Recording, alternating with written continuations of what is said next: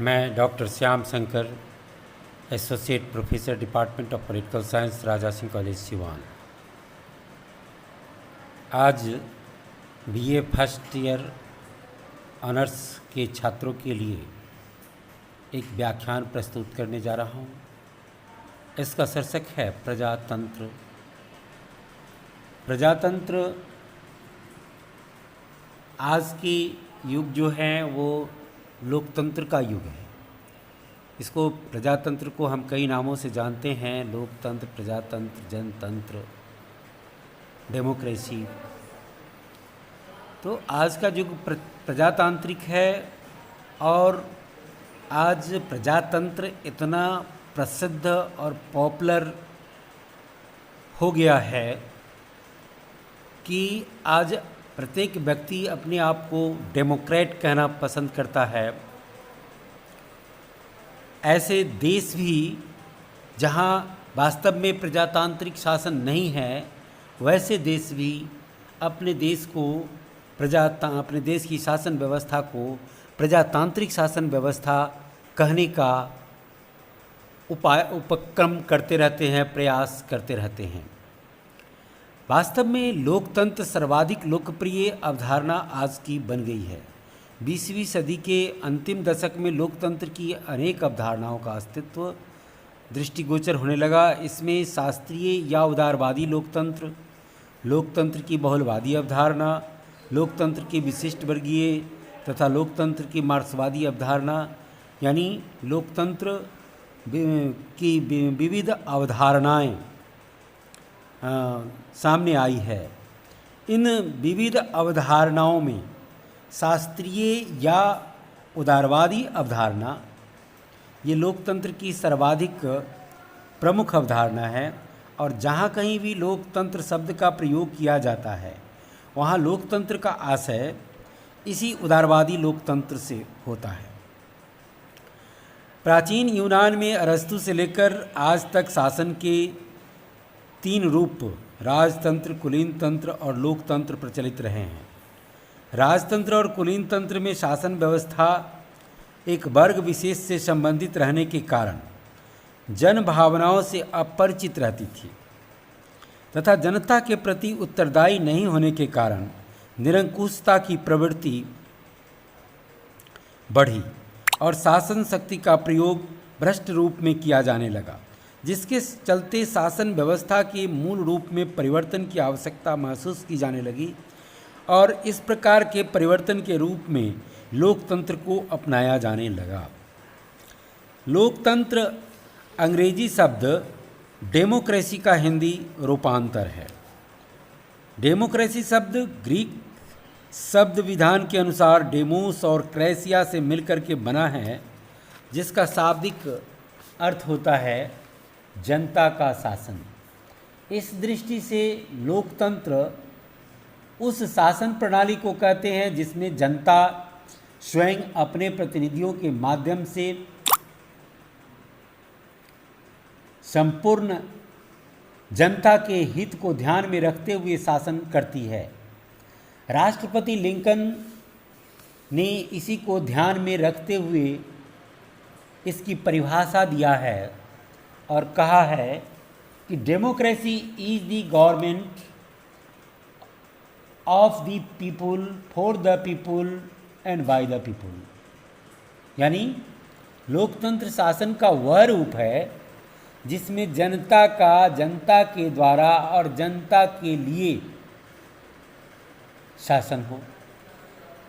Bryce ने इसकी परिभाषा करते हुए कहा कि लोकतंत्र शासन का वह प्रकार है जिसमें राज्य के शासन की शक्ति किसी विशेष वर्ग या वर्गों में निहित न होकर संपूर्ण जन समुदाय में निहित होता है। इसी को सीले परिभाषित करते हुए कहते हैं कि लोकतंत्र वह शासन है जिसमें प्रत्येक व्यक्ति का एक भाग है। डायसी कहते हैं कि प्रजातंत्र वह शासन है जिसमें जनता का अपेक्षाकृत बहुत बड़ा भाग शासन करता है। एबी हॉल कहते हैं कि प्रजातंत्र एक ऐसा राजनीतिक संगठन है जिस पर जनमत का नियंत्रण रहता है। चेस्टरटन ने कहा कि प्रजातंत्र का मूल तत्व यह है कि शासन जनता की इच्छानुसार होता है। प्रजातंत्र को परिभाषित करते हुए लेविस कहते हैं कि वस्तुतः प्रजातंत्र वह सरकार है जिसमें संपूर्ण राष्ट्र को बहुसंख्यक जनता संप्रभु शक्ति के प्रयोग में हिस्सा लेती है। एक अन्य विद्वान स्ट्रॉन्ग ये प्रजातंत्र को परिभाषित करते हुए कहते हैं कि प्रजातंत्र का अभिप्राय ऐसी सरकार से है जो शासितों की सक्रिय स्वीकृति पर आधारित हो। इस प्रकार इन परिभाषाओं के आधार पर हम पाते हैं कि लोकतंत्र में की कई विशेषताएं हैं। सबसे पहले इसमें जनता के प्रतिनिधि द्वारा ही शासन किया जाता है, इसलिए शासन का आधार दैवीय न होकर लौकिक होता है। जैसा कि राजतंत्र में शासक को दैवीय बताया जाता था। दूसरे, इसमें शासन का अस्तित्व जनता के हितों की रक्षा के लिए होता है, अर्थात लोकतंत्र की सरकार साधन के रूप में काम करती है, साध्य के रूप में नहीं।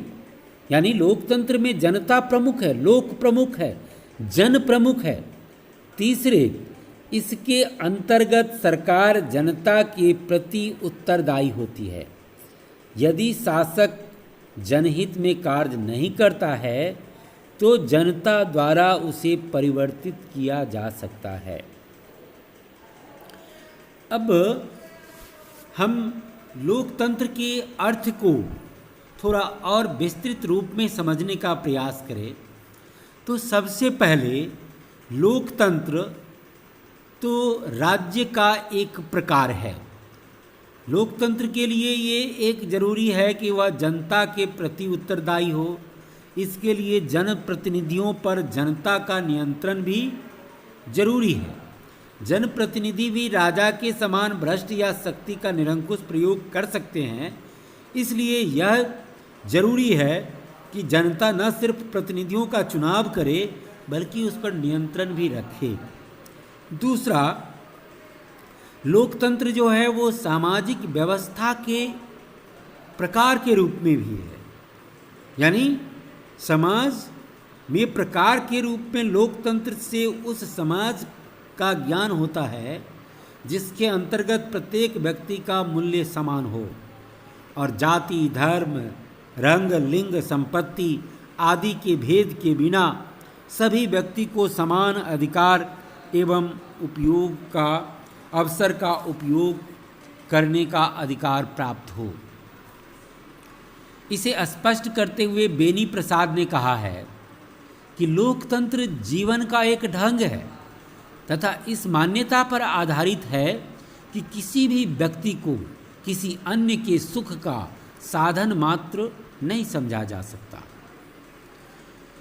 नेक्स्ट है, लोकतंत्र आर्थिक व्यवस्था के एक प्रकार के रूप में भी जाना जाता है। यानी यह आर्थिक व्यवस्था के प्रकार के रूप में लोकतंत्र का तात्पर्य इस बात से है कि जनता में आर्थिक समानता की स्थापना हो। आर्थिक समानता की स्थापना का अर्थ यहाँ उस समानता से नहीं है जिसमें सभी व्यक्ति आर्थिक रूप से समान हो जाए। ऐसा संभव है भी नहीं, क्योंकि प्रत्येक व्यक्ति की कार्य क्षमता, उसका बौद्धिक स्थिति, जीवन जीने का ढंग, उसके जीवन की प्राथमिकताएं सबों की अलग अलग होती है। इसलिए ऐसा कभी संभव नहीं है कि प्रत्येक व्यक्ति आर्थिक रूप से समान हो जाए। लेकिन लोकतंत्र में जिस आर्थिक व्यवस्था की बात की जाती है उसका आशय इस बात से है कि सभी व्यक्तियों को जीवन की सामान्य सुविधाएं सभी व्यक्तियों को जीवन की ऐसी सामान्य सुविधाएं प्राप्त होनी चाहिए जिसके बल पर वे अपने व्यक्तित्व का पूर्ण विकास कर सके, यानी उसके मौलिक आवश्यकताओं की पूर्ति निश्चित रूप से होनी चाहिए। लोकतंत्र जीवन का एक विशिष्ट दृष्टिकोण भी है। प्रजातंत्र में सभी व्यक्तियों द्वारा दूसरों के प्रति वैसा ही व्यवहार किया जाना चाहिए जैसा व्यवहार आप अपने लिए पसंद करते हैं। यह इसका मूल मंत्र है, यानी इसी अवधारणा पर प्रजातंत्र टिका हुआ है कि आपको अपने लिए जैसा व्यवहार पसंद है वैसा ही व्यवहार आप दूसरों के प्रति करें। इसके अंतर्गत मनुष्य का एक विशेष प्रकार का स्वभाव तथा सामाजिक व्यवहार होना चाहिए। सबके हृदय में क्षमा, सहिष्णुता, सेवा, परोपकार, विरोधी के दृष्टिकोण के प्रति आदर भाव, मानवीय व्यक्तित्व के प्रति समान और समझौते की प्रवृत्ति विद्यमान हो। साधारणतः शास्त्रीय या उदारवादी लोकतंत्र जो है इसके दो रूप हैं, प्रत्यक्ष और अप्रत्यक्ष। जब प्रभुसत्तावान जनता प्रत्यक्ष रूप से शासन कार्यों में भाग ले, नीति निर्धारित करे, कानून बनाए और प्रशासन के पदों पर पदाधिकारियों की नियुक्ति करे, तो ऐसी शासन व्यवस्था को प्रत्यक्ष लोकतंत्र कहा जाता है। हर्नशा इसी को कहते हैं कि शुद्ध रूप में लोकतंत्रीय शासन वह शासन है जिसमें संपूर्ण जनता स्वयं प्रत्यक्ष रूप से बिना कार्यवाहकों या प्रतिनिधियों की सत्ता का प्रयोग करती है। दूसरा लोकतंत्र का दूसरा रूप है अप्रत्यक्ष लोकतंत्र। इसमें जनता अपने प्रतिनिधियों का चुनाव एक निर्धारित अवधि के लिए करती है, जिससे कानून बनाने वाली विधायिका का गठन होता है। संसदीय व्यवस्था वाले देशों में विधायिका में से ही कार्यपालिका का भी गठन हो जाता है, लेकिन जहां अध्यक्षीय शासन व्यवस्था है वहां कार्यपालिका के प्रधान का चुनाव जनता स्वयं प्रत्यक्ष या अप्रत्यक्ष रूप से करती है। वहाँ विधायिका और कार्यपालिका दोनों अलग अलग होते हैं। और अध्यक्षीय शासन प्रणाली में कार्यपालिका विधायिका का उस तरह से जैसे कार्यपालिका और विधायिका संसदीय शासन व्यवस्था में एक दूसरे से संबद्ध होता है, जुड़ा होता है, वैसा अध्यक्षीय शासन प्रणाली में नहीं होता है। आधुनिक युग में अधिकांश देशों में प्रतिनिध्यात्मक लोकतंत्र ही प्रचलित है। उदारवादी लोकतंत्र की कई विशेषताएं हैं। जैसे सबसे पहले यह लोक प्रभुता में विश्वास करता है, यानी बिलीफ इन पॉपुलर सॉवरेनिटी। इसका तात्पर्य ये है कि सत्ता लोगों से उत्पन्न होती है और शासन सत्ता अंतिम रूप से समस्त जनता में निवास करती है। लोक प्रभुता की इस स्थिति को प्राप्त करने के लिए निश्चित और नियत अवधि पर चुनाव कराया जाता है तथा इसके साथ ही शासक पर जनता का नियंत्रण भी जनप्रतिनिधियों के माध्यम से रखा जाता है। इसके साथ ही शासक वर्ग पर जनता का प्रभाव बना रहे, इसके लिए जनता को शासन की आलोचना करने का भी अधिकार दिया जाता है तथा उसे राजनीतिक स्वतंत्रता प्राप्त हो एवं प्रेस, रेडियो, टेलीविज़न आदि को स्वतंत्रता की स्थिति प्राप्त होनी चाहिए। नेक्स्ट है राजनीतिक और नागरिक समानता। समानता लोकतंत्र का मूल आधार है। वर्तमान में राजनीतिक और नागरिक समानता से आगे बढ़कर सामाजिक और आर्थिक समानता को भी लोकतंत्र का लक्ष्य समझा जाने लगा है। नेक्स्ट है राजनीतिक और नागरिक स्वतंत्रता है। स्वतंत्रता लोकतंत्र की आत्मा है। और लोकतंत्र तभी संभव है जब सभी व्यक्तियों को राजनीतिक और सामाजिक स्वतंत्रताएं प्राप्त और नागरिक स्वतंत्रताएं प्राप्त हो। व्यक्ति के व्यक्तित्व का सम्मान और गौरव। लोकतंत्र मानवीय व्यक्तित्व के सम्मान में विश्वास करता है तथा इसे प्राप्त करने का ही साधन भी है। नेक्स्ट है मानवीय विवेक में विश्वास। लोकतंत्र की मान्यता है कि मानवीय जीवन में विवेक की प्रधानता होती है और हर व्यक्ति के में विवेक होता है और उस विवेक को रेस्पेक्ट किया जाना चाहिए। नेक्स्ट है बहुमत का शासन। लोकतंत्र बहुमत शासन पर आधारित होता है, यानी इस शासन प्रणाली में ये बात ध्यान दिया जाता है कि जनता के शासन का एकमात्र व्यवहारिक मार्ग बहुमत शासन ही है। नेक्स्ट, शक्ति विभाजन और न्यायपालिका की स्वतंत्रता में भी लोकतंत्र विश्वास करता है। संविधानवाद इसकी मान्यता है कि शासकों को सीमित शक्तियां ही प्राप्त होनी चाहिए, नहीं तो उन्हें के भ्रष्ट होने का खतरा बढ़ जाता है। इसलिए संविधानवाद को महत्व दिया जाता है। लोकतंत्र के संबंध में, लोकतंत्रीय शासन व्यवस्था के संबंध में लावेल की टिप्पणी महत्वपूर्ण है। वो कहते हैं कि कोई भी शासन व्यवस्था सभी मानवीय दोषों के लिए रामबाण औषधि नहीं है। वस्तुतः लोकतंत्र से बढ़कर आत्मसुधारवादी यानी सेल्फ करेक्टिव सरकार या राजनीतिक व्यवस्था कोई भी दूसरी नहीं है। ये बातें लोकतंत्र जो शासन है उस शासन प्रणाली के महत्व को भली भांति दर्शाती है कि ये सही है कि लोकतंत्र में सब कुछ केवल अच्छाई है, ऐसा बात नहीं है।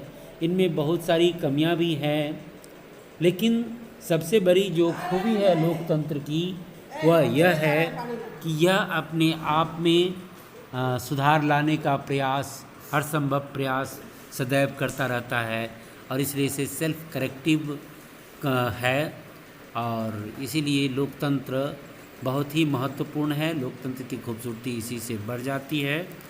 इन्हीं बातों के साथ मैं अपनी वाणी को विराम देता हूँ। धन्यवाद।